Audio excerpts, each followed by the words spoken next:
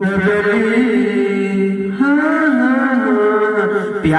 के पूजा करे पगली हम पे मारे, प्यार के पूजा करे पगली हम पे मारे।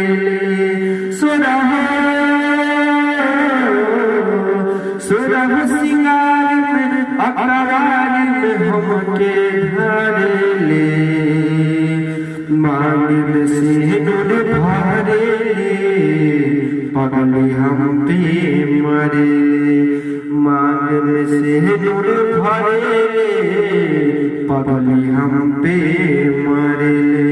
ये सॉन्ग नीलकमल सिंह जी का है, जो कि बहुत ही कम समय में 2 मिलियन प्लस लोगों ने इस सॉन्ग को अपना प्यार दुलार दिया है। बता दें दोस्तों, इस सॉन्ग को लिखने वाले राइटर आशुतोष तिवारी जी हैं और म्यूजिक डायरेक्टर शुभम राज जी हैं। इस सॉन्ग का वीडियो भी जबरदस्त तरीका से शूटिंग हुआ है। ये सॉन्ग सारेगामा हम भोजपुरिया चैनल से रिलीज हुआ है।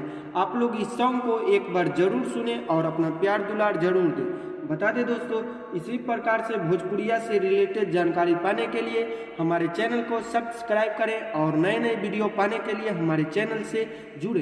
धन्यवाद।